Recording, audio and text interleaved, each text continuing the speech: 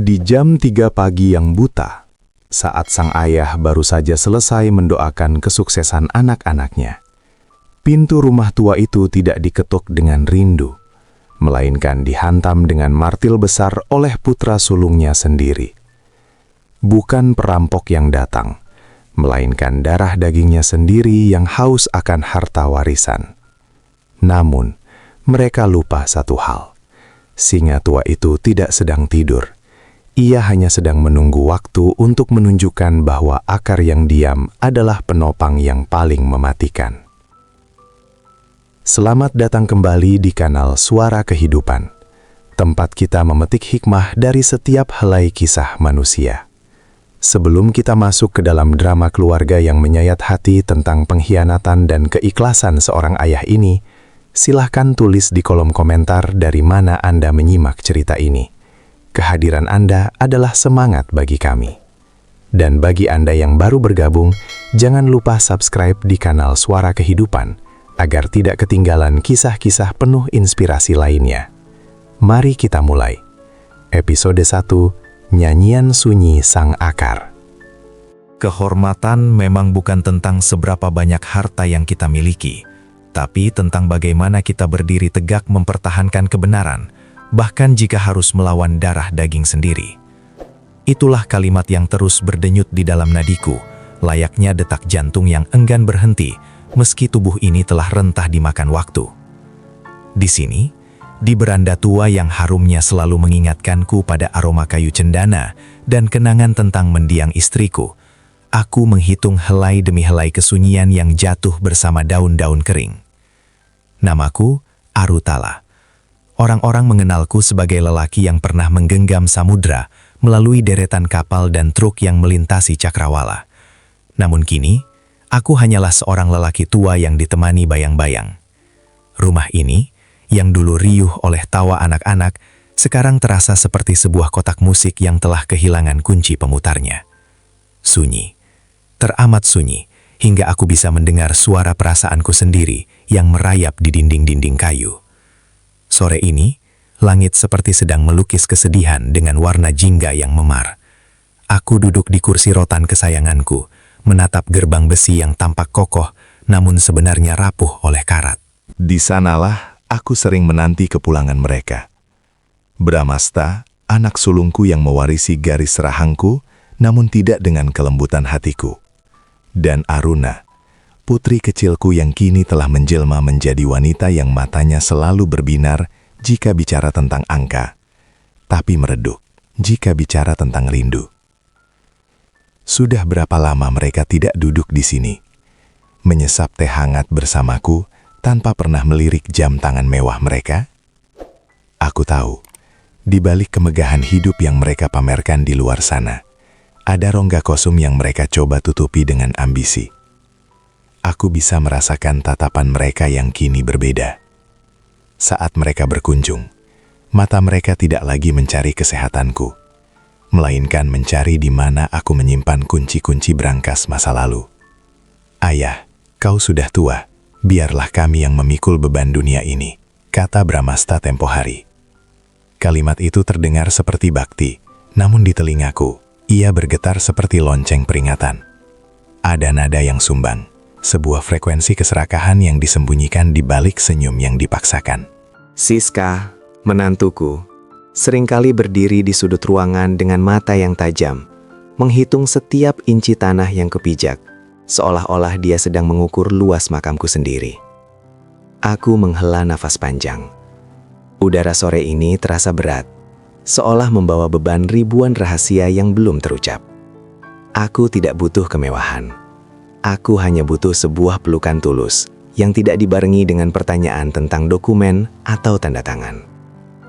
Namun, semakin aku berharap, semakin aku menyadari bahwa dahan-dahan yang kupupuk dengan cinta ini mulai tumbuh menjauh dari akarnya. Mereka tidak lagi melihatku sebagai ayah. Mereka melihatku sebagai sebuah rintangan terakhir menuju tahta yang mereka idamkan. Aku menutup mata sejenak, membiarkan angin sejuk mengusap wajahku yang mulai keriput. Di dalam kegelapan itu, aku berbisik pada semesta, memohon kekuatan agar aku tetap bisa mencintai mereka, meski aku tahu, badai besar sedang bersiap untuk merubuhkan pintu rumah ini. Badai besar sedang bersiap untuk merubuhkan pintu rumah ini. Namun, sebelum langit benar-benar pecah, aku masih berusaha menemukan sisa-sisa kedamaian di bawah sujudku. Di musola kecil yang terletak di sudut rumah, wangi sajadah tua yang mulai memudar menyambutku dengan pelukan yang paling tulus. Aku berlutut, mencoba meluruhkan segala beban yang menghimpit dada. Di dalam heningnya malam yang kian merayap, aku mengadu pada sang pemilik takdir tentang luka-luka yang belum sempat berdarah. Aku ingat benar saat Bramasta lahir. Saat itu, tangannya yang mungil menggenggam jempolku begitu erat, seolah aku adalah satu-satunya pelabuhan tempatnya bersandar. Aku berjanji pada diriku sendiri untuk memberikan dunia padanya. Dan aku telah melakukannya. Aku memberikan dia pendidikan terbaik, jabatan yang tinggi, dan kemudahan yang tak pernah kurasakan saat aku merintis semuanya dari nol. Namun kini, genggaman erat itu telah berubah menjadi cengkeraman yang mencekik. Tadi siang, Aruna datang. Ia tidak membawakanku buah-buahan atau sekedar menanyakan apakah lututku masih sering terasa nyeri. Ia datang dengan setumpuk map biru dan pena yang berkilat tajam. Ayah, ini hanya urusan administrasi biasa. Perusahaan butuh restu hukummu agar aset di pinggir kota bisa kami kelola lebih cepat. Ucapnya dengan nada yang diseret-seret. Mencoba terdengar manis, namun terasa begitu pahit di hatiku. Aku hanya tersenyum tipis, sebuah senyuman yang menyembunyikan badai di balik tenang. Aku tahu, aset itu adalah rumah bagi ratusan karyawan lama yang telah menua bersamaku. Mereka bukan sekedar aset, mereka adalah nyawa dari sejarah yang kubangun. Jika aku menandatanganinya, mereka akan kehilangan tempat bernaung demi ambisi Aruna dan suaminya yang haus akan kuasa. Simpan dulu map itu, Aruna. Mari kita minum teh bersama. Jawabku lirih. Namun, aku melihat kekecewaan yang nyata di matanya. Ia tidak ingin teh. Ia ingin kepastian atas harta yang dianggapnya sudah menjadi haknya sebelum waktunya tiba. Ia pergi tanpa mencium tanganku, meninggalkan aroma parfum mahal yang terasa asing di ruang tamu yang bersahaja ini. Malam semakin larut, dan suara jangkrik di luar sana terdengar seperti orkestra kegelisahan. Pak Malik, sahabat setiaku yang kini tinggal di kamar belakang, menghampiriku saat aku sedang termenung di jendela. Ia tidak bicara banyak, hanya meletakkan segelas susu hangat di atas meja kayu. Matanya menatapku dengan penuh keprihatinan, seolah ia bisa membaca setiap paragraf kesedihan yang tertulis di wajahku. Pak Arutala, mereka sudah mulai bergerak di belakangmu. Bisiknya pelan, hampir tak terdengar oleh angin. Aku hanya mengangguk pelan. Aku sudah tahu. Aku telah memasang telinga di setiap sudut bayang-bayang. Aku telah mendengar bisik-bisik mereka di telepon tentang bagaimana cara melumpuhkan orang tua yang keras kepala ini. Mereka pikir aku adalah pohon tua yang sudah rapuh dan siap ditebang. Mereka lupa bahwa pohon tua yang akarnya dalam tak akan mudah tumbang oleh sekadar tiupan angin kencang. Aku menarik nafas dalam-dalam, merasakan udara malam yang kian mendingin di pori-pori kulitku. Aku akan bertahan, bukan karena aku mencintai harta ini, melainkan karena aku mencintai mereka lebih dari yang mereka tahu. Aku ingin mereka sadar bahwa kehormatan tidak bisa dibeli dengan pengkhianatan. Aku mematikan lampu ruang tengah, membiarkan rumah ini tenggelam dalam kegelapan yang pekat.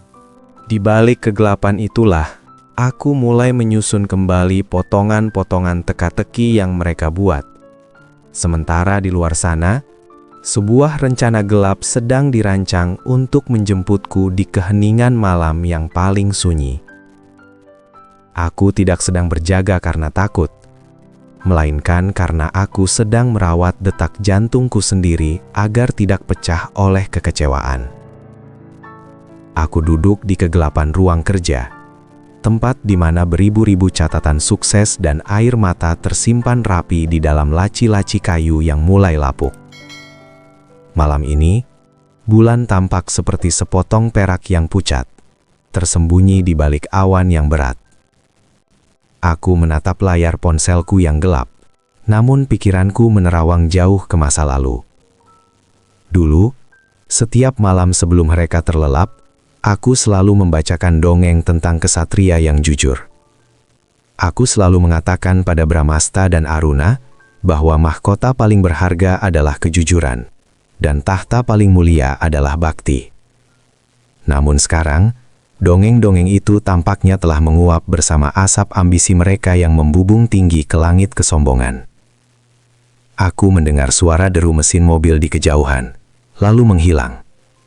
Sunyi kembali menyergap. Pak Malik sesekali melintas di depanku, memberikan isyarat dengan anggukan kepala bahwa sistem pengawasan yang kami pasang diam-diam masih berfungsi dengan baik.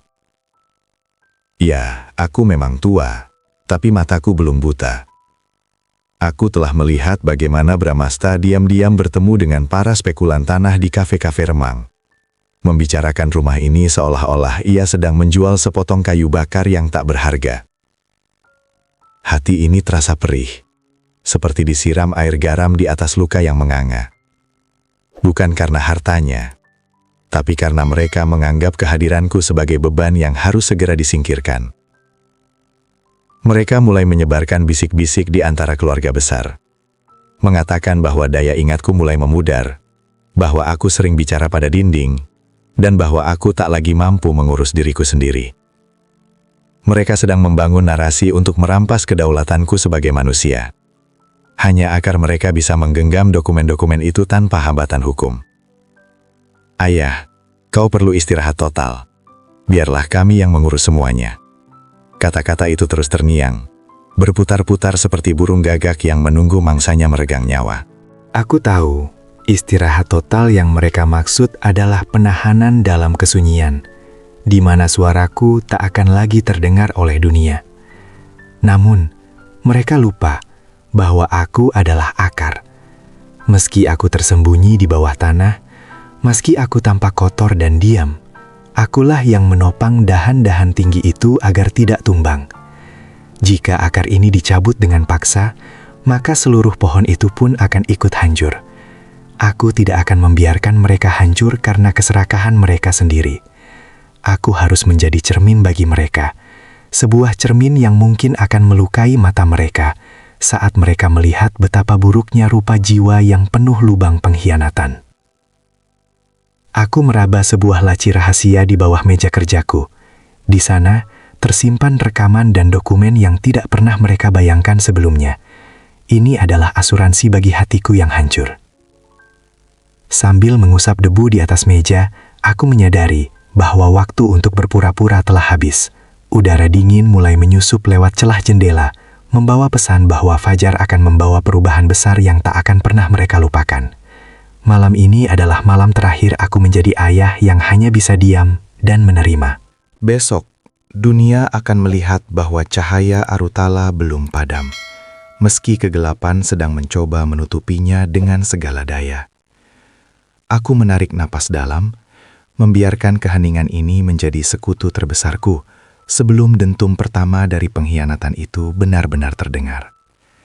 Jam di dinding ruang tamu baru saja menunjukkan pukul 3 pagi, saat dunia sedang lelap-lelapnya bersembunyi di bawah selimut mimpi. Namun, kedamaian itu pecah seketika oleh suara decit ban mobil yang mengerem kasar di depan gerbang. Disusul suara langkah kaki yang tergesa, berat, dan penuh dengan aura permusuhan. Aku masih duduk di kursi rotan di kegelapan ruang tengah, tanpa menyalakan lampu satupun. Dari celah gorden, aku melihat bayangan dua orang yang sangat kukenali. Bramasta berdiri di sana, napasnya memburu. Sementara di sampingnya ada Maya, istrinya, yang menggenggam sebuah map tebal dengan wajah yang kaku seperti batu. Tapi bukan map itu yang membuat jantungku berdegup ketir, melainkan benda besi berat yang digenggam erat oleh tangan Bramasta. Sebuah martil besar yang berkilat dingin tertimpa cahaya lampu jalan. Prang. Suara hantaman besi bertemu dengan kunci gerbang besi rumahku menggema, memecah kesunyian malam layaknya guntur yang membelah langit. Mereka tidak lagi mengetuk. Mereka tidak lagi memanggil namaku dengan lembut. Mereka datang sebagai penjara yang ingin merampok sisa-sisa martabat ayahnya sendiri. Aku bisa mendengar suara Maya yang memprovokasi dengan nada rendah namun tajam. Cepat Mas, sebelum Pak Malik atau tetangga ada yang bangun. Kita butuh tanda tangan itu sekarang juga. Setiap dentuman martil itu terasa seperti hantaman langsung ke ulu hatiku. Anak yang dulu kuajari berjalan dengan penuh kesabaran, kini menggunakan kekuatannya untuk mendobrak pintu rumah yang melindunginya sejak kecil. Air mata jatuh tanpa suara di pipiku. Bukan karena aku takut akan keselamatanku, melainkan karena aku meratapi kematian nurani di dalam dada putra sulungku. Mereka pikir aku sedang terlelap dalam kerapuhan usia, tak berdaya dan mudah digertak oleh kebisingan yang mereka ciptakan. "Ayah, buka pintunya! Kami tahu ayah di dalam!" teriak Bramesta. Suaranya parau, dipenuhi campuran antara rasa bersalah yang dipendam dan keserakahan yang sudah mencapai ubun-ubun. Kami hanya ingin menolong ayah. Ayah sudah tidak sehat. Biarkan kami mengurus semua aset ini sebelum ayah kehilangan ingatan sepenuhnya. Kebohongan itu meluncur begitu lancar dari mulutnya, dibungkus dengan alasan menolong yang sangat memuakan. Di balik kegelapan, aku melihat Pak Malik muncul dari lorong belakang. Tangannya sudah memegang ponsel yang terhubung dengan sistem keamanan dan pengacara kami. Aku memberi isyarat padanya untuk tetap diam di tempat. Aku ingin melihat sejauh mana mereka berani melangkah. Aku ingin menyaksikan sendiri bagaimana dinding-dinding kasih sayang yang kubangun selama puluhan tahun runtuh oleh martil ketamakan. Pintu depan kayu jati itu mulai bergetar hebat. Suara kayu yang mengerang akibat dipaksa terbuka terdengar menyayat hati. Aku berdiri perlahan, membetulkan letak sarungku dan menarik napas yang terasa sesak. Di tanganku aku menggenggam sebuah remote kecil untuk menyalakan seluruh lampu rumah secara serentak. Aku tidak akan membiarkan mereka beraksi dalam kegelapan yang mereka ciptakan sendiri. Saat hantaman terakhir hampir merobohkan palang pintu, aku menekan tombol itu. Seketika, rumah ini benderang, menyilaukan mata mereka yang terbiasa bermain di dalam bayang-bayang. Cahaya lampu kristal di ruang tamu memantul pada martil yang masih diangkat tinggi-tinggi oleh Bramasta, menciptakan kilatan yang seolah mengejek niat buruk mereka. Di sana, di ambang pintu yang telah retak, anak sulungku dan istrinya mematung, seolah-olah baru saja tertangkap basah oleh malaikat maut. Aku berdiri tegak di tengah ruangan, tangan bersedekap, menatap mereka dengan kedalaman mata yang belum pernah mereka lihat sebelumnya. Tidak ada amarah yang meledak, tidak ada teriakan yang memekakan telinga. Hanya ada keheningan yang lebih berat daripada dentuman martil tadi. Maya, yang tadinya begitu vokal di kegelapan, kini menyembunyikan map biru di balik punggungnya. Wajahnya pucat pasi seperti kain kafan yang tertinggal di pemakaman. Lanjutkan, Bramasta. Pintu itu belum sepenuhnya roboh. Sama seperti sisa rasa hormatmu padaku. Ucapku tenang, namun setiap kata yang keluar terasa seperti sembilu yang mengiris udara. Suaraku tidak bergetar. Aku telah menghabiskan waktu berjam-jam dalam doa untuk mempersiapkan momen ini. Momen di mana aku harus melihat wajah asli dari buah hatiku sendiri. Bramasta menurunkan martilnya perlahan. Nafasnya masih memburu, namun matanya menghindari tatapanku. "Ayah, ini bukan seperti yang ayah lihat. Kami hanya khawatir. Ayah tidak menjawab telepon. Kami pikir terjadi sesuatu di dalam. Kami hanya ingin membantu ayah menandatangani dokumen pengalihan aset ini agar ayah bisa istirahat dengan tenang di masa tua." Dalihnya, mencoba merangkai dusta di bawah sorot lampu yang jujur. Aku berjalan selangkah demi selangkah mendekati mereka. Setiap langkahku bergema di lantai marmer, seolah-olah rumah ini sendiri sedang mencatat setiap kebohongan yang mereka ucapkan.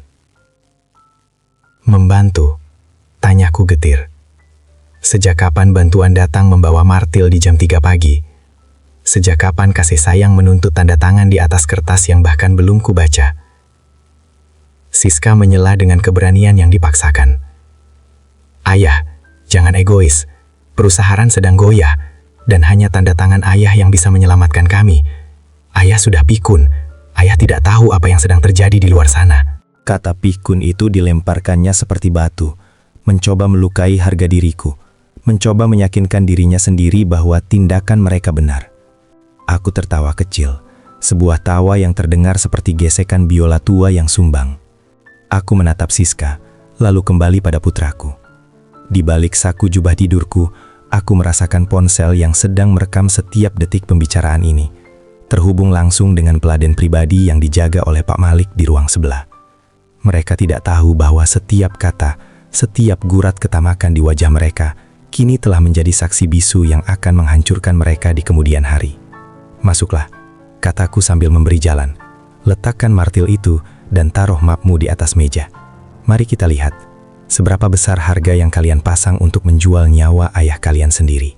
Aku berbalik, memunggungi mereka, membiarkan mereka mengekor di belakangku seperti serigala yang sedang digiring masuk ke dalam sangkarnya sendiri. Kami duduk di meja makan kayu jati yang panjang, tempat yang dahulu menjadi saksi doa-doa tulus sebelum makan dimulai. Kini, suasana terasa mencekam. Seolah-olah udara di ruangan ini telah membeku, menyisakan sesak yang menusuk hingga ke tulang sumsum. Bramasta meletakkan martilnya di lantai dengan suara dentang yang hambar, sementara Siska dengan tangan gemetar membuka map biru itu di hadapanku. Di atas kertas-kertas putih yang beraroma tinta segar itu, tertulis sebuah pengkhianatan yang rapi. Mereka ingin aku menyerahkan seluruh hak kuasa atas gudang logistik, tanah di pesisir, hingga rumah yang kini kami tempati. Mereka menginginkan segalanya, tanpa menyisakan 1 inci pun ruang untukku bernafas di masa tuaku. Tanda tangan di sini, Ayah. Setelah ini, Ayah bisa pindah ke villa di pegunungan. Udara di sana lebih bersih untuk orang seusiamu, ucap Siska. Suaranya kini terdengar seperti desis ular yang mencoba membius mangsanya. Villa yang dia maksud, aku tahu betul, adalah sebuah tempat pengasingan yang jauh dari siapapun.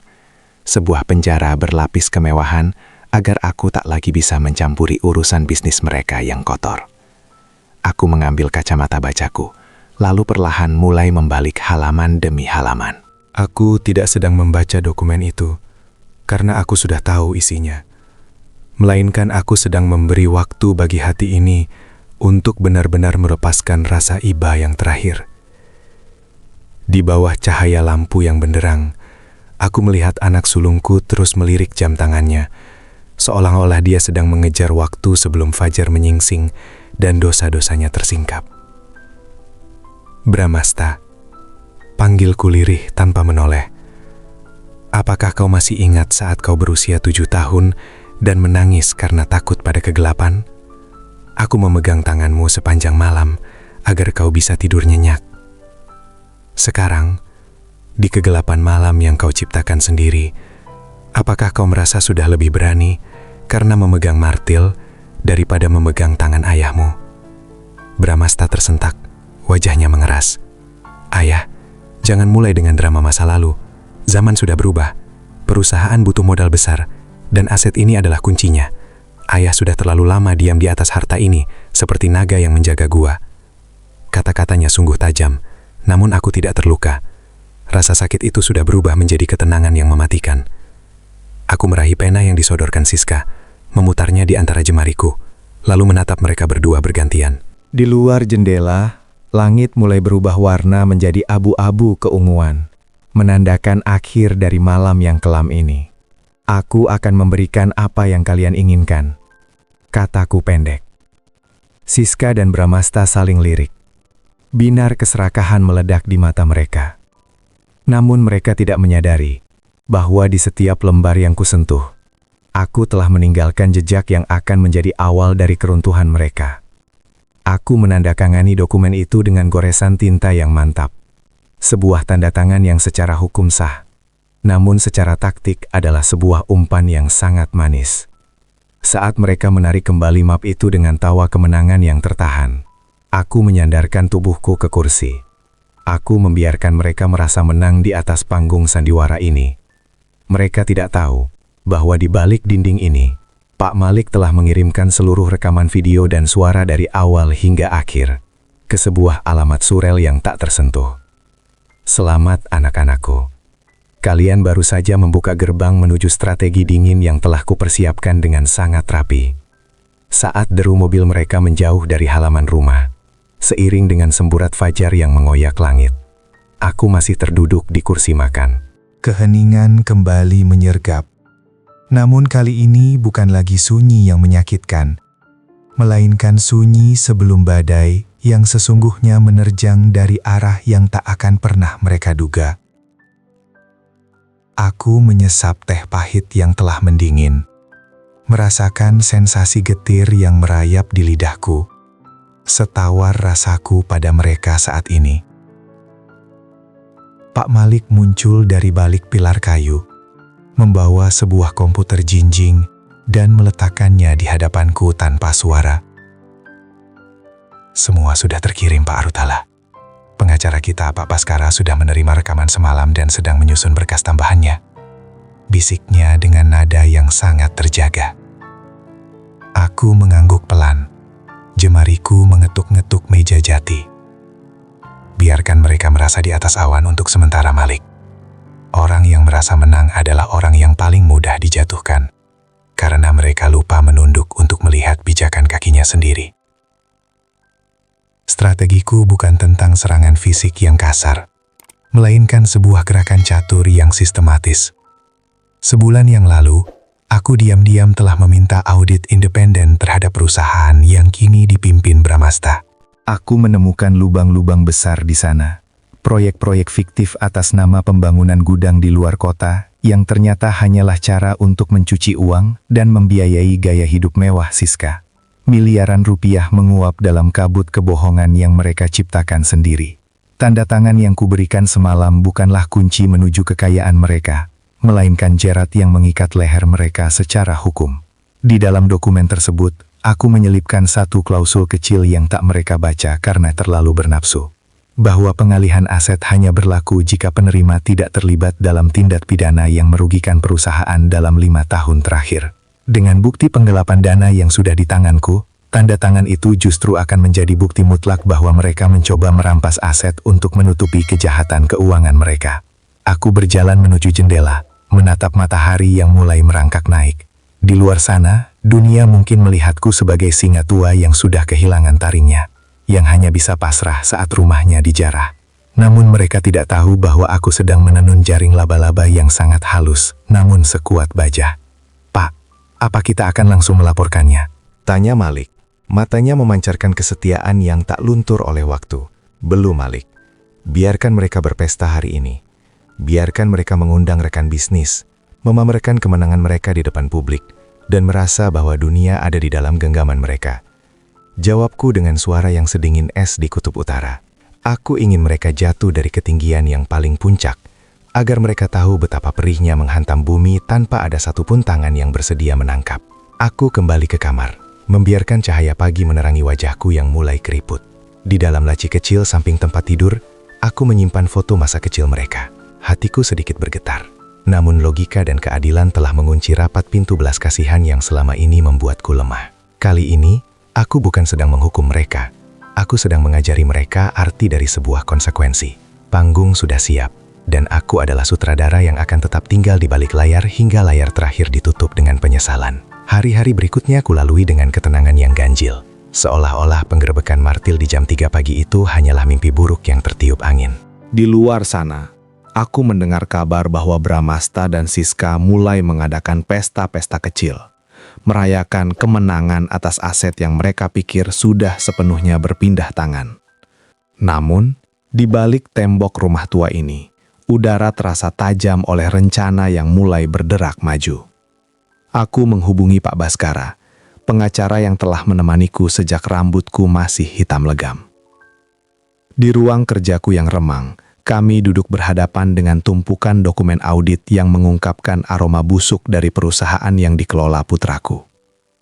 Miliaran rupiah yang seharusnya menjadi kesejahteraan para kuli panggul dan pengemudi truk, ternyata telah dialirkan ke rekening-rekening gelap demi perhiasan dan gaya hidup semu. Pak Arutala, bukti-bukti ini sudah lebih dari cukup untuk membuat mereka kehilangan segalanya. Ujar Pak Baskara dengan nada berat. Kacamata peraknya berkilat tertimpa lampu meja. Tapi, apakah Anda benar-benar siap melihat putra Anda sendiri mengenakan rompi hukuman? Aku terdiam sejenak, menatap debu-debu yang menari di dalam berkas cahaya matahari yang masuk lewat celah jendela. Hati seorang ayah mungkin akan hancur. Baskara. Tapi seorang pemimpin tidak boleh membiarkan ketidakadilan merajalela, bahkan jika pelakunya adalah darah dagingnya sendiri. Jika aku membiarkannya sekarang, aku tidak hanya menghancurkan dia, tapi aku juga menghancurkan nasib ribuan orang yang menggantungkan hidup pada perusahaan ini. Strategiku mulai memasuki babak kedua.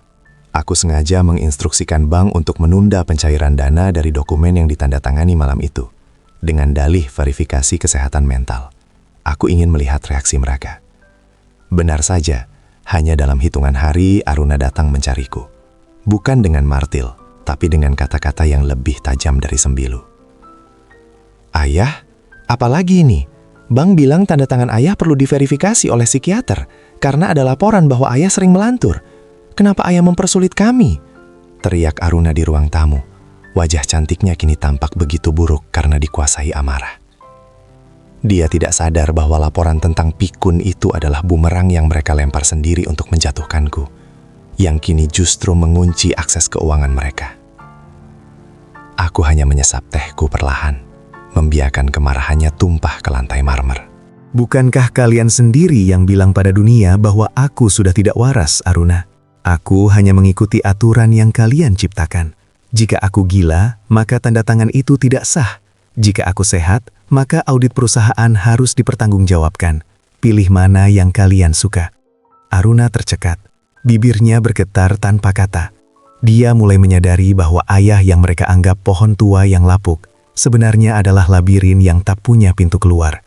Mereka terperangkap dalam kebohongan mereka sendiri, sementara aku hanya duduk diam, mengamati bagaimana jaring-jaring hukum mulai merapat, mengikat setiap gerak-gerik mereka dengan dingin dan pasti. Setiap langkah yang mereka ambil untuk menyerangku, kini justru menjadi jerat yang mencekik leher mereka sendiri. Aku tahu, setelah ini mereka akan melakukan hal yang lebih nekat. Mereka akan mencoba menghancurkan namaku di mata dunia melalui layar-layar kecil yang ada di genggaman setiap orang. Dan aku telah menyiapkan sebuah cermin raksasa untuk memantulkan kembali setiap fitnah itu tepat ke arah wajah mereka. Hari-hari berikutnya aku lalui dengan ketenangan yang ganjil.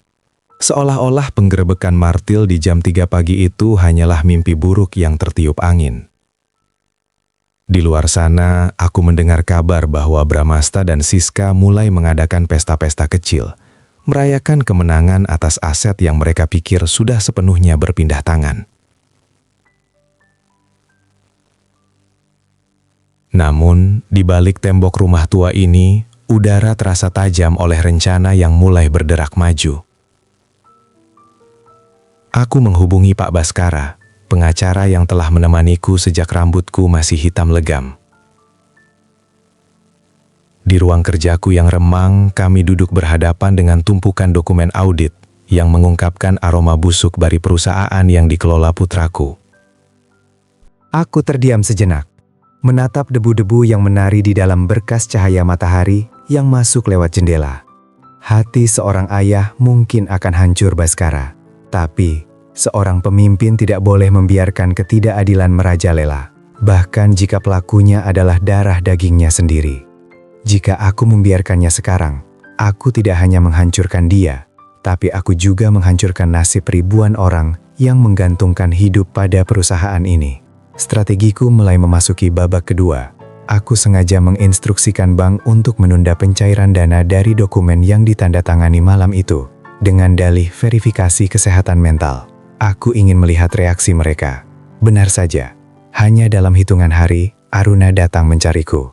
Bukan dengan martil, tapi dengan kata-kata yang lebih tajam dari sembilu. Ayah, apalagi ini? Bank bilang tanda tangan ayah perlu diverifikasi oleh psikiater karena ada laporan bahwa ayah sering melantur. Kenapa ayah mempersulit kami? Teriak Aruna di ruang tamu. Wajah cantiknya kini tampak begitu buruk karena dikuasai amarah. Dia tidak sadar bahwa laporan tentang pikun itu adalah bumerang yang mereka lempar sendiri untuk menjatuhkanku, yang kini justru mengunci akses keuangan mereka. Aku hanya menyesap tehku perlahan, membiarkan kemarahannya tumpah ke lantai marmer. Bukankah kalian sendiri yang bilang pada dunia bahwa aku sudah tidak waras, Aruna? Aku hanya mengikuti aturan yang kalian ciptakan. Jika aku gila, maka tanda tangan itu tidak sah. Jika aku sehat, maka audit perusahaan harus dipertanggungjawabkan. Pilih mana yang kalian suka. Aruna tercekat. Bibirnya bergetar tanpa kata. Dia mulai menyadari bahwa ayah yang mereka anggap pohon tua yang lapuk sebenarnya adalah labirin yang tak punya pintu keluar. Mereka terperangkap dalam kebohongan mereka sendiri. Sementara aku hanya duduk diam, mengamati bagaimana jaring-jaring hukum mulai merapat, mengikat setiap gerak-gerik mereka dengan dingin dan pasti. Setiap langkah yang mereka ambil untuk menyerangku, kini justru menjadi jerat yang mencekik leher mereka sendiri. Aku tahu, setelah ini mereka akan melakukan hal yang lebih nekat. Mereka akan mencoba menghancurkan namaku di mata dunia, melalui layar-layar kecil yang ada di genggaman setiap orang. Dan aku telah menyiapkan sebuah cermin raksasa untuk memantulkan kembali setiap fitnah itu tepat ke arah wajah mereka. Aku menghabiskan sisa malam itu dalam keheningan yang khusyuk, menatap deretan piala dan piagam lama di rak buku yang mulai berdebu.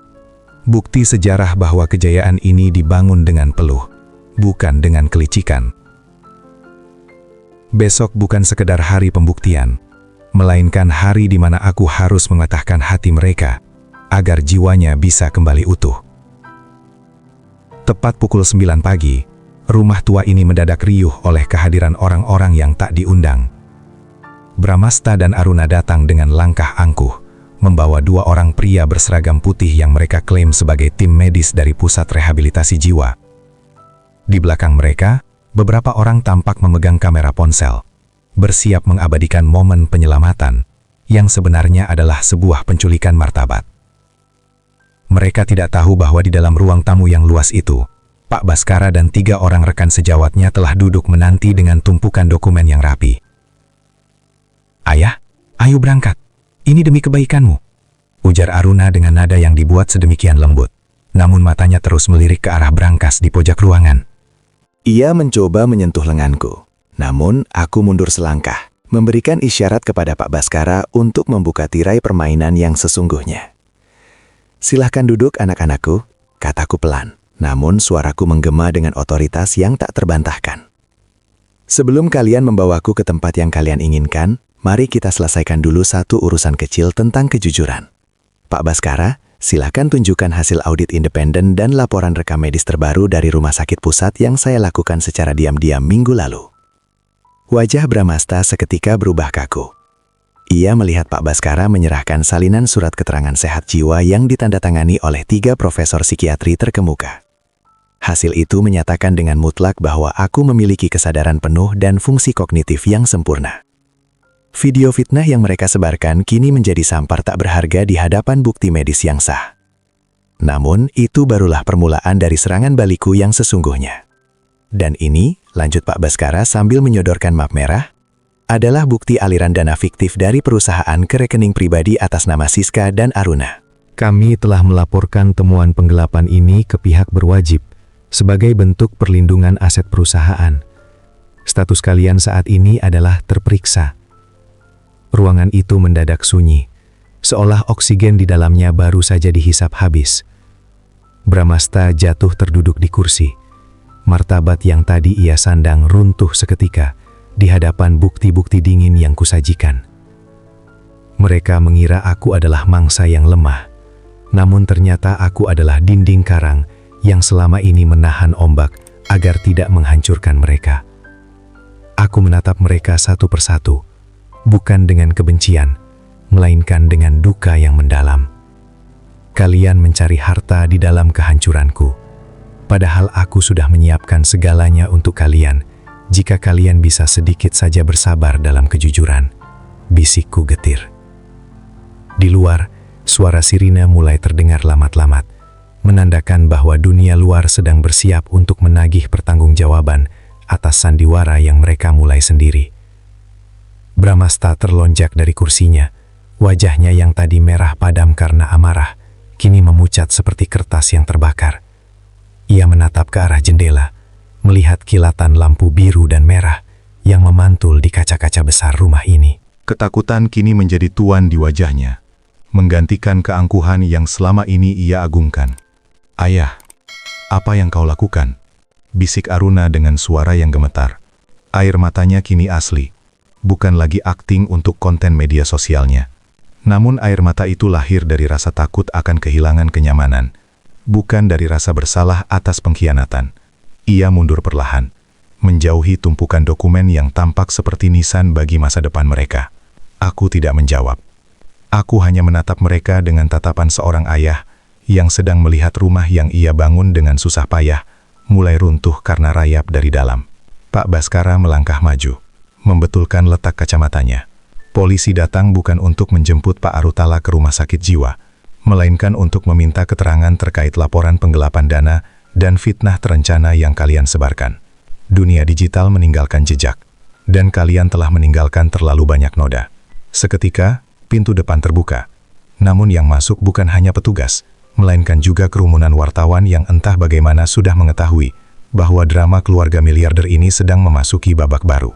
Lampu kamera menyambar-nyambar, mengabadikan wajah Bramasta yang tertunduk dan Siska yang mencoba menutupi wajahnya dengan tas mewah yang dibelinya dari uang haram. Inilah puncak dari strategi dinginku. Aku tidak perlu memaki atau mengeluarkan kata-kata kasar. Aku hanya perlu membiarkan kebenaran berbicara dalam bahasanya yang paling jujur. Aku meminta Pak Malik untuk menyalakan televisi di ruang tamu, dan di sana sebuah siaran langsung sedang menayangkan konferensi pers singkat yang telah disiapkan oleh tim hukumku. Di layar itu, rekaman malam saat mereka mendobrak pintu dengan martil diputar secara utuh. Suara dentuman besi, teriakan kasar mereka, hingga paksaan tanda tangan terlihat jelas tanpa potongan. Dunia yang tadinya menghujatku, kini terdiam. Komentar-komentar di media sosial berbalik arah secepat angin badai. Ribuan orang yang tadinya merasa iba pada Bramasta dan Aruna, kini merasa tertipu mentah-mentah. Anak durhaka menjadi label baru yang melekat pada nama mereka dalam hitungan detik. "Kalian ingin viral, bukan?" tanyaku lirih di tengah kericuhan suara jepretan kamera. Kini, kalian telah mendapatkannya. Kalian adalah wajah dari ambisi yang buta. Kalian telah menjual satu-satunya orang yang akan tetap mencintai kalian, meski kalian tak punya apa-apa. Bramasta jatuh berlutut, bukan di hadapanku untuk memohon ampun, melainkan karena kakinya tak lagi kuat menopang beratnya rasa malu yang disaksikan oleh seluruh negeri. Di detik itu, aku menyadari bahwa luka di hatiku mungkin tak akan pernah benar-benar sembuh, namun keadilan harus tetap ditegakkan agar mereka tahu bahwa kehormatan tidak bisa dibangun di atas reruntuhan hati seorang ayah. Kejatuhan mereka tidak terjadi seperti ledakan yang cepat, melainkan seperti longsoran salju yang perlahan, namun pasti menimbun segala yang mereka miliki. Satu persatu, apa yang mereka banggakan mulai terlepas dari genggaman, seiring dengan hukum yang bekerja tanpa kompromi. Hanya dalam hitungan hari, aset-aset yang selama ini mereka pamerkan di bawah sorot lampu kemewahan mulai disita. Rekening-rekening yang mereka isi dengan hasil keringat para pekerja kecil di gudangku kini membeku. Tak bisa lagi digunakan untuk membayar gaya hidup yang melangit. Aku melihat dari kejauhan bagaimana rumah mewah milik Bramasta dipasangi garis pembatas, dan bagaimana mobil-mobil mengkilap yang sering ia banggakan ditarik paksa oleh pihak berwajib sebagai jaminan kerugian perusahaan. Media sosial yang tadinya menjadi panggung kebohongan mereka, kini berubah menjadi hakim yang kejam. Setiap unggahan lama mereka kini dipenuhi dengan kalimat-kalimat yang mempertanyakan nurani. Nama mereka menjadi sinonim dari pengkhianatan paling hina di mata publik. Aruna, yang biasanya sangat peduli pada citra kecantikannya, kini tak berani menunjukkan wajah di tempat umum. Ia bersembunyi di balik kacamata hitam dan masker, Namun, ia tak bisa bersembunyi dari rasa malu yang mengikutinya, layaknya bayangan yang kelam. "Ayah, tolonglah kami sekali ini saja. Cabut laporannya." Ishak Aruna melalui sambungan telepon yang suaranya terdengar pecah dan putus asa. "Kami tidak punya tempat tinggal lagi. Siska pergi meninggalkan Mas Bram, dan teman-teman kami semua menjauh. Kami hancur, Ayah." Aku mendengarkan isak tangis itu dengan dada yang terasa seperti diremas. Sebagai ayah, ada bagian dari diriku yang ingin segera berlari dan memeluknya, menghapus air matanya, dan mengatakan bahwa semuanya akan baik-baik saja.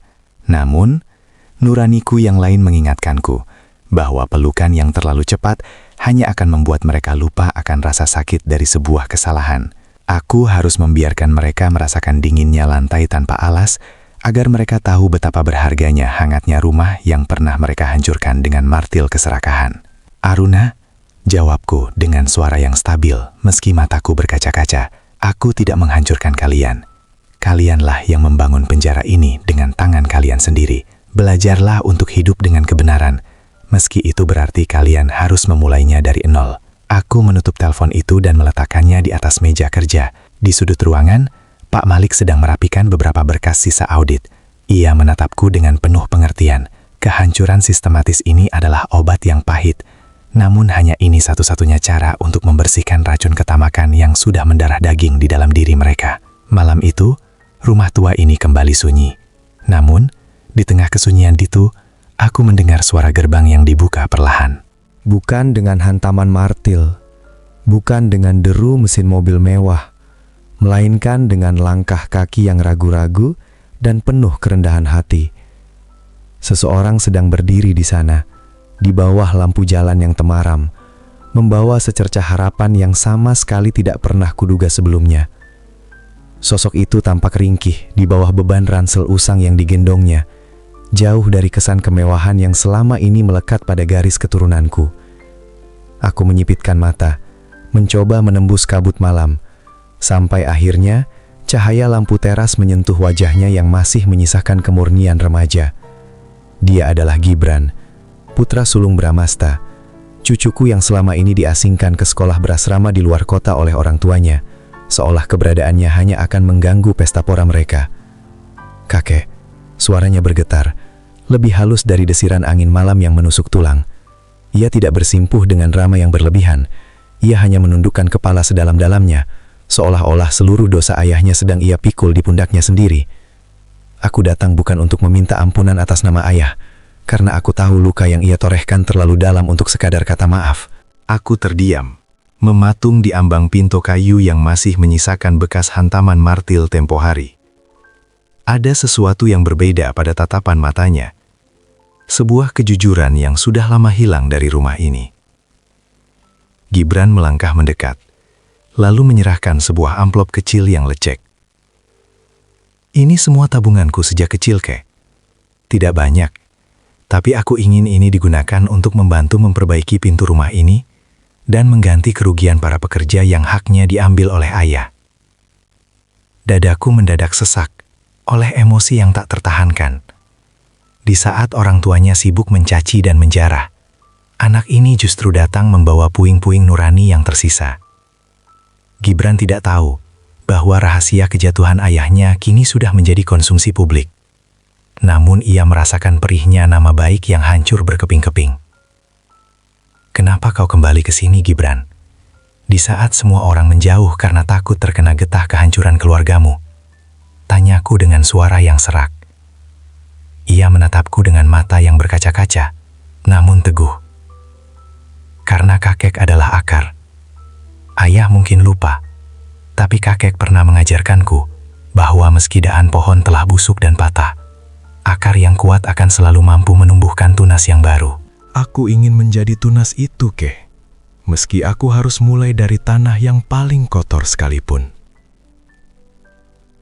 Malam itu, untuk pertama kalinya setelah sekian lama, aku membiarkan air mataku jatuh. Bukan karena sedih, melainkan karena haru. Di tengah ladang yang terbakar oleh pengkhianatan, ternyata masih ada satu benih yang tumbuh dengan tulus.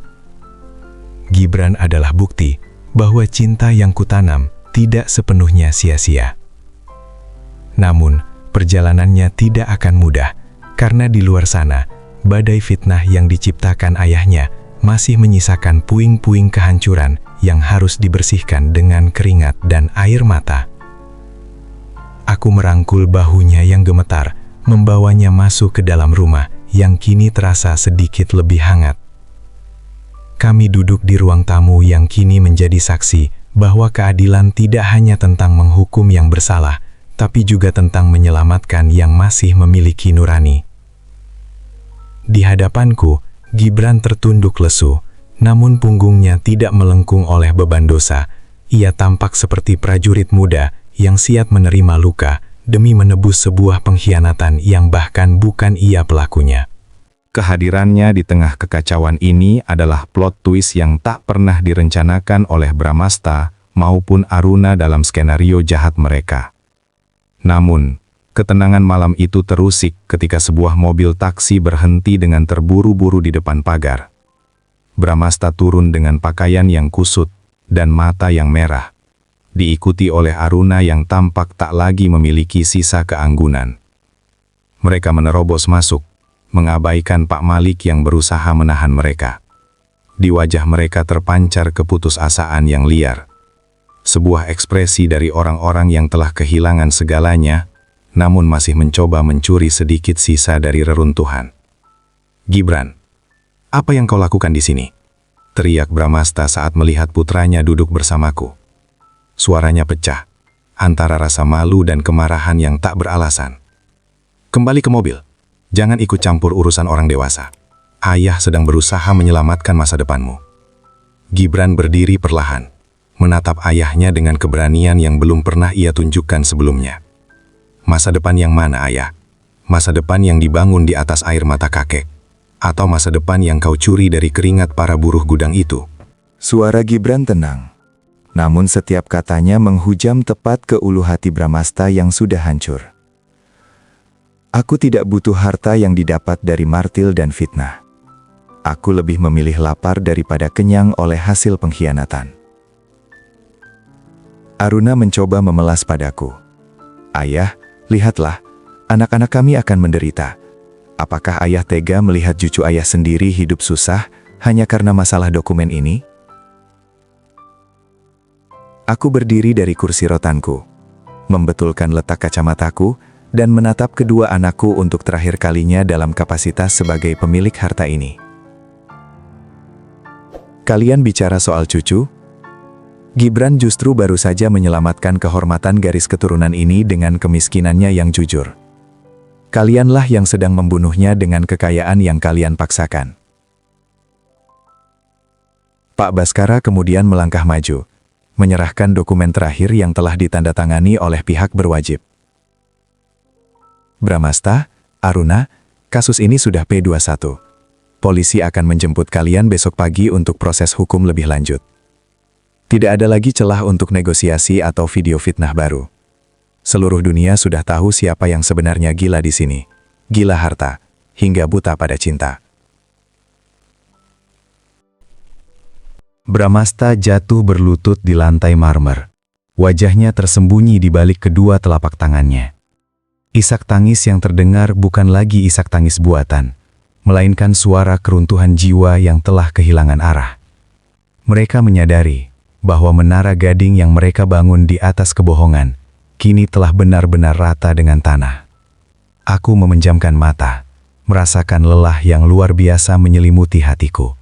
Kebenaran telah terbongkar tuntas. Tidak ada lagi rahasia yang tersisa di balik bayang-bayang. Badai telah berlalu, meninggalkan kehancuran bagi mereka yang keras kepala, namun menyisakan satu tunas kecil yang siap tumbuh di sampingku. Kini, saatnya bagiku untuk merawat apa yang masih bisa diselamatkan, sebelum matahari esok benar-benar menyapa. Hari-hari setelah badai hukum menerjang terasa begitu berbeda di kediaman Arutala. Rumah yang dulu pernah bergetar oleh hantaman martil itu, kini mulai menemukan kembali ritme ketenangannya, meski ada kehampaan yang menetap di sudut-sudut ruangan. Bramasta dan Aruna telah pergi untuk mempertanggungjawabkan perbuatan mereka. meninggalkan puing-puing nama baik yang kini harus dipikul oleh pundak yang masih sangat muda. Pagi itu, saat kabut masih memeluk gudang logistik milikku di pinggir pelabuhan, aku melihat sebuah pemandangan yang membuat mataku memanas. Gibran, cucuku yang seharusnya bisa menikmati kemewahan, berdiri di antara barisan kuli panggul yang sedang menunggu giliran. Ia mengenakan kaos oblong sederhana dan celana kain yang sudah mulai pudar warnanya. Tidak ada lagi jam tangan mahal atau sepatu bermerek. Yang ada hanyalah sepasang tangan yang siap bekerja keras. Gibran, panggilku pelan saat aku mendekatinya dari arah kantor utama. Ia menoleh, menyeka peluh di dahinya dengan lengan baju. Kau serius dengan keinginanmu ini, menjadi kuli panggul di gudang kakekmu sendiri? Ia tersenyum, sebuah senyuman yang sangat mirip dengan mendiang istriku, tulus dan tanpa beban. Kek, aku ingin membersihkan setiap inci noda yang ditinggalkan ayah. Jika ayah telah mengambil hak mereka dengan kelicikan, maka aku ingin membayar rasa bersalah itu dengan tenagaku. Aku tidak ingin meminta jabatan atau warisan. Aku hanya ingin belajar bagaimana caranya menjadi manusia yang berharga dari titik nol. Aku terdiam, memandang tubuhnya yang tidak seberapa kuat itu mencoba mengangkat karung-karung berisi kebutuhan pokok. Setiap langkahnya yang berat di atas tanah berdebu adalah sebuah doa yang tidak terucap. Para pekerja lama yang dulu sempat membenci keluargaku karena ulah Bramasta, kini mulai menatap Gibran dengan rasa hormat. Mereka melihat di dalam diri pemuda itu ada sisa-sisa kemuliaan yang dulu pernah mereka lihat padaku saat aku merintis usaha ini puluhan tahun silam. Aku tidak melarangnya. Aku tahu ini adalah cara Gibran menyembuhkan dirinya sendiri dan menebus kesalahan orang tuanya. Kehadirannya di gudang bukan sebagai ahli waris yang angkuh, melainkan sebagai bagian dari keluarga besar yang pernah dicabik-cabik oleh keserakahan. Dunia luar mungkin masih membicarakan skandal anak miliarder durhaka yang viral itu. Namun di sini, di bawah terik matahari yang mulai menyengat, sebuah harapan baru sedang tumbuh dengan cara yang paling bersahaja. Kerjakanlah dengan jujur, Gibran, bisikku sambil menepuk pundaknya. Harta bisa hilang dalam semalam, tapi kehormatan yang dibangun dari keringat sendiri akan kekal meski dunia mencoba merobohkannya. Gibran mengangguk mantap, lalu kembali membaur dengan para pekerja lainnya. Aku berjalan kembali ke kantor dengan perasaan yang lebih ringan. Ternyata, meskipun dahan-dahan pohonku telah busuk dan harus dipangkas secara sistematis, akar keluargaku masih memiliki tunas yang jujur. Harapan itu kini tidak lagi terasa seperti fata morgana, melainkan seperti tanah basah setelah hujan yang siap untuk ditanami kembali.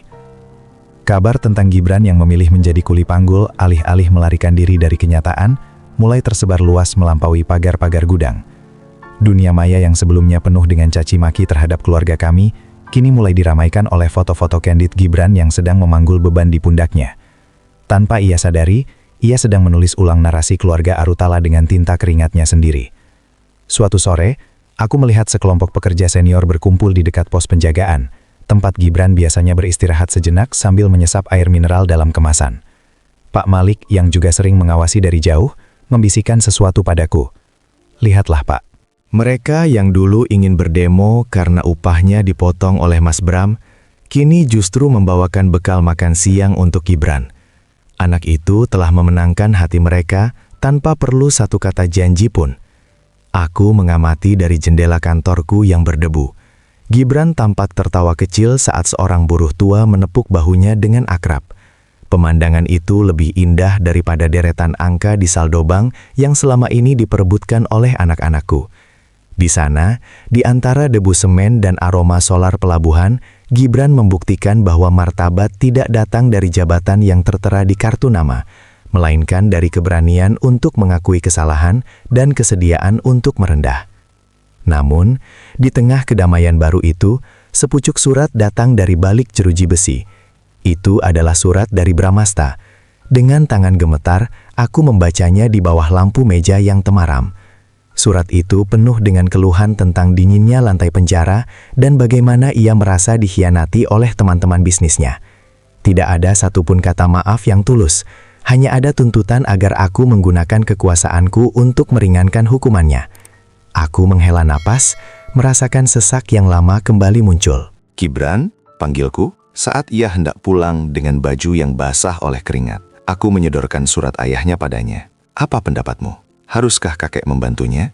Gibran membaca surat itu dengan perlahan. Matanya meredup, namun ada ketegasan yang tak tergoyahkan di sana. Kak, membiarkan ayah menjalani hukumannya adalah bentuk kasih sayang yang paling tinggi saat ini. Jika kita menariknya keluar sekarang, ia tidak akan pernah belajar bahwa dunia tidak berputar di atas kemauannya saja. Biarkan ia menemukan dirinya sendiri di dalam sana. Sebagaimana aku sedang menemukan diriku di sini. Jawaban itu membuatku terpaku. Cucuku telah dewasa melampaui usianya sendiri. Ia memahami bahwa cinta tidak selalu berarti membebaskan dari penderitaan. Terkadang, cinta adalah membiarkan seseorang menghadapi konsekuensi dari perbuatannya sendiri. Aku melipat surat itu kembali dan menyimpannya di laci terdalam, tempat di mana masa lalu biarlah beristirahat. Malam itu, kami pulang bersama dalam kesederhanaan. Tidak ada mobil mewah yang menjemput, hanya sebuah motor tua milik Pak Malik yang dikendarai Gibran untuk memboncengkanku. Angin malam yang menerpa wajahku terasa begitu segar, seolah sedang membersihkan sisa-sisa polusi keserakahan yang selama ini menyesakkan paru-paru rumah kami. Perjalanan ini masih panjang, namun aku tahu, aku tidak lagi berjalan sendirian di sisa usia ini. Kehadiran Gibran di sisiku seolah menjadi penawar racun bagi jiwa yang hampir pupus. Namun kejutan terbesar justru datang ketika sebuah rekaman video singkat dari dalam lembaga pemasyarakatan mendadak meledak di jagat maya. Sebuah plot twist yang tidak pernah diprediksi oleh siapapun, bahkan oleh diriku sendiri. Video itu menampilkan Bramasta. Ia tidak lagi mengenakan kemeja sutra atau jam tangan bertahta berlian. Ia duduk di sebuah bangku kayu panjang dengan rambut yang dicukur pendek, mengenakan seragam jingga yang tampak terlalu besar untuk tubuhnya yang kini kian kurus. Di depan kamera seorang relawan, ia tidak lagi bicara tentang aset atau pengalihan kekuasaan. Suaranya pecah, parau, dan dipenuhi oleh getaran yang hanya bisa dihasilkan oleh penyesalan yang murni. Aku telah kehilangan segalanya, ucap Bramasta dalam video itu sambil menatap kosong ke lantai semen. Aku kehilangan rumah, harta, dan martabat. Tapi yang paling menyakitkan adalah aku menyadari bahwa aku telah mencoba membunuh cahaya dari orang yang memberiku nafas. Ayah, jika kau melihat ini, aku tidak meminta hartamu lagi. Aku hanya ingin kau tahu bahwa dinginnya sel ini tak seberapa dibandingkan dinginnya hatiku saat aku menghantam pintumu dengan martil itu. Video itu menjadi viral dalam hitungan jam. Namun kali ini, publik tidak lagi menghujat dengan penuh amarah.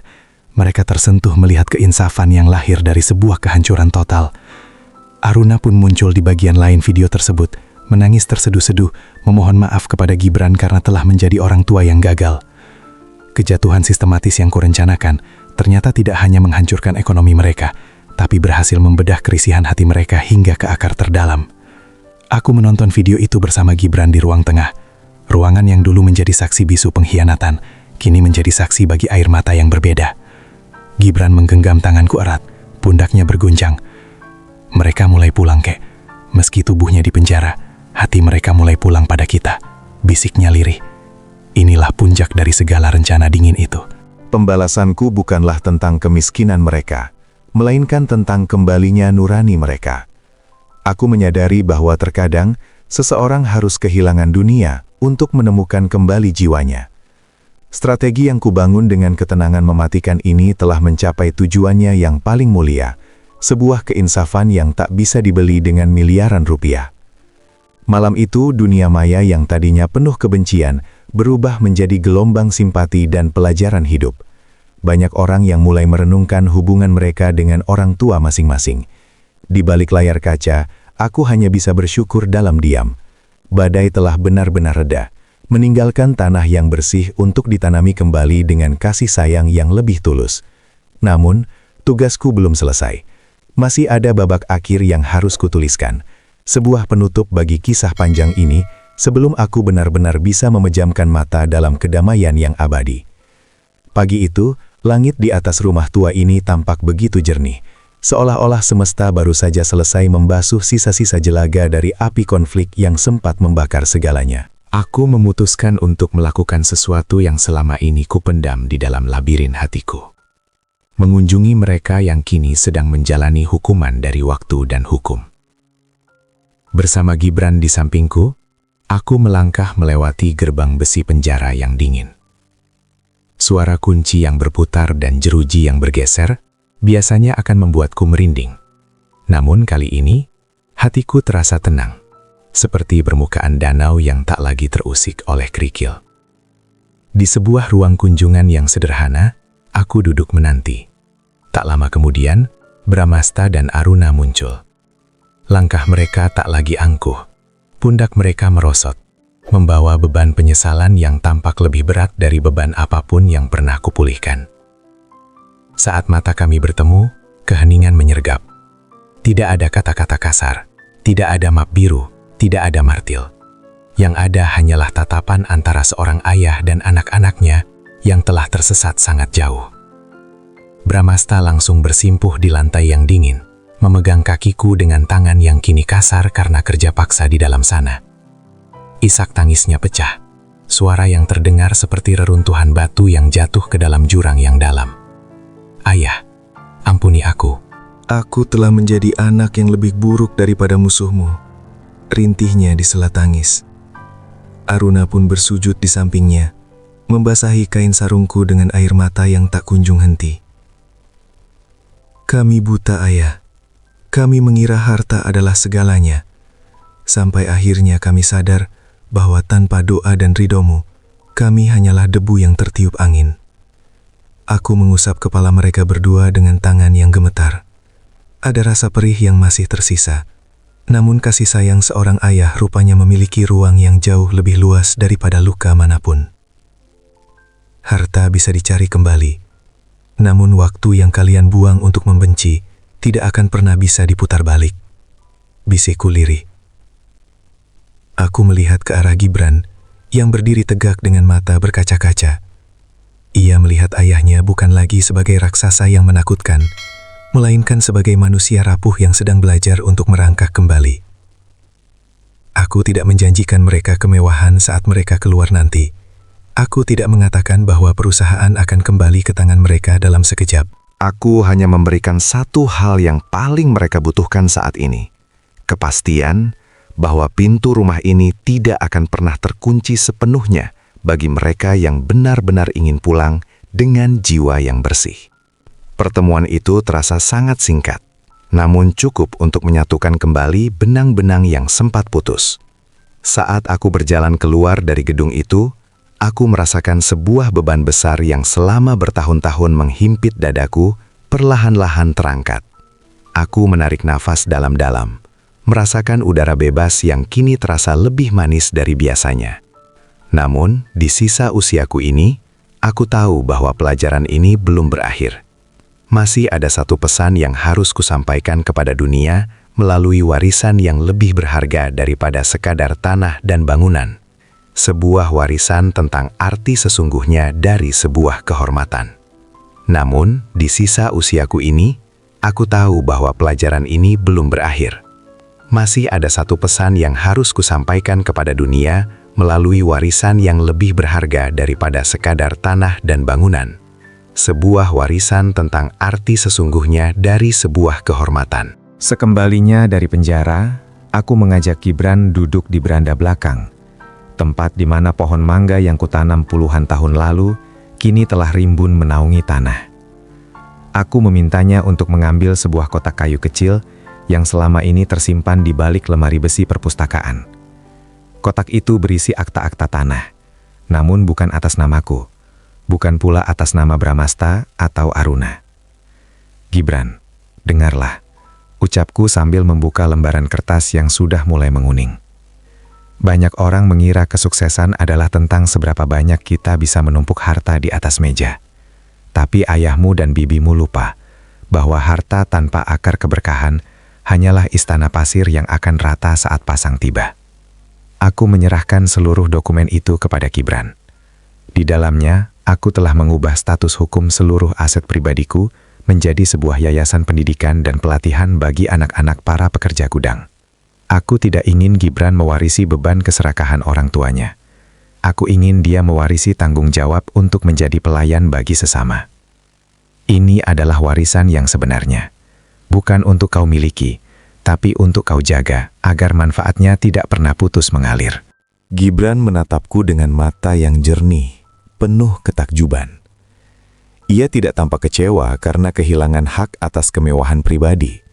Sebaliknya, ia tampak seperti baru saja diberikan kunci menuju kemerdekaan yang hakiki. Terima kasih, Kek.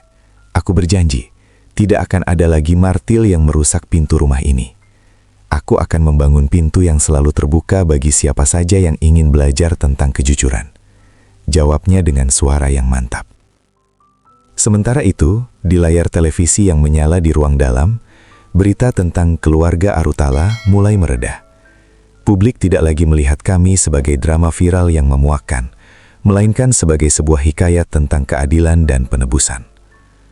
Aku menyadari bahwa pengampunan yang kuberikan di penjara tempo hari bukanlah akhir, melainkan awal dari proses penyembuhan yang panjang. Bramasta dan Aruna harus belajar mencintai kehidupan dari balik dinding beton. Sementara aku dan Gibran akan menanam benih-benih baru di atas tanah yang kini telah suci dari fitnah. Matahari mulai condong ke barat, melukis warna jingga yang hangat di permukaan kolam ikan. Aku merasa tubuhku semakin ringan, seolah-olah setiap penyesalan yang pernah ada telah menguap bersama angin sore. Aku telah melakukan bagianku sebagai seorang ayah dan seorang kakek. Aku telah menunjukkan bahwa diamnya seorang ayah bukanlah karena kelemahan, melainkan karena ia sedang memberi ruang bagi anak-anaknya untuk belajar tanpa harus merasa digurui. Malam akan segera datang, namun aku tidak lagi takut pada kegelapan. Aku tahu bahwa di tangan Gibran, cahaya kejujuran ini akan terus menyala, menerangi jalan bagi generasi-generasi setelah kami, yang mungkin hampir tersesat oleh kilau dunia yang menipu. Aku duduk di kursi rotan kesayanganku, menatap bintang-bintang yang mulai bermunculan di langit malam yang bersih. Nafasku terasa lebih teratur, seirama dengan detak jantung yang tak lagi dibebani oleh amarah atau rasa dikhianati. Di dalam rumah, aku mendengar suara tawa kecil Gibran yang sedang berdiskusi dengan Pak Malik tentang rencana renovasi sekolah yayasan. Suara itu adalah melodi terindah yang pernah ku dengar. Sebuah simfoni pemulihan yang menggantikan dentuman martil yang dulu sempat menghancurkan jiwaku. Aku menyadari bahwa perjalanan 20 episode dalam drama hidupku ini bukanlah tentang siapa yang menang atau siapa yang memegang harta paling banyak, melainkan tentang siapa yang berani bertahan dalam kebaikan meski disakiti berkali-kali. Bramasta dan Aruna sering mengirim surat dari balik jeruji. Kata-katanya kini dipenuhi dengan kerinduan akan masakan rumah dan kenangan masa kecil yang sederhana, bukan lagi tentang saham atau perhiasan. Mereka sedang belajar untuk menjadi manusia kembali di tempat yang paling sempit. Sementara aku di sini belajar untuk melepaskan segala kelekatan duniawi dengan lapang dada. Aku telah memaafkan mereka sepenuhnya, bukan karena mereka pantas, tetapi karena hatiku layak mendapatkan kedamaian. Kek, tehnya sudah siap, ujar Gibran sambil meletakkan cangkir porselen di sampingku. Ia duduk di lantai, bersandar pada kakiku seperti yang biasa ia lakukan saat masih kecil. Terima kasih telah menjadi akar yang tidak pernah menyerah pada dahan yang patah. Aku mengusap rambutnya, merasakan kehangatan yang menjalar hingga ke lubuk hati. Gibran, ingatlah ini, hidup adalah tentang menanam. Apapun yang kau tanam dengan air mata kejujuran, akan kau tuai dengan senyum kebahagiaan yang abadi. Jangan pernah takut kehilangan dunia, selama kau tidak kehilangan nuranimu. Angin malam berhembus lembut, membawa aroma bunga sedap malam yang mekar di sudut taman. Aku memejamkan mata sejenak, membayangkan masa depan di mana yayasan ini akan mencetak ribuan jiwa yang jujur, di mana nama Arutala tidak lagi dikenal karena skandalnya, melainkan karena kedermawanannya. Tugasku di dunia ini terasa sudah tuntas. Aku telah menjaga amanah, menegakkan keadilan dengan strategi dingin namun penuh kasih, dan menyelamatkan tunas terbaik untuk masa depan. Kisah ini mungkin akan berakhir di lembaran-lembaran kertas atau layar ponsel orang-orang yang membacanya. Namun pelajaran tentang bakti dan kesabaran seorang ayah akan tetap hidup di udara yang kita hirup.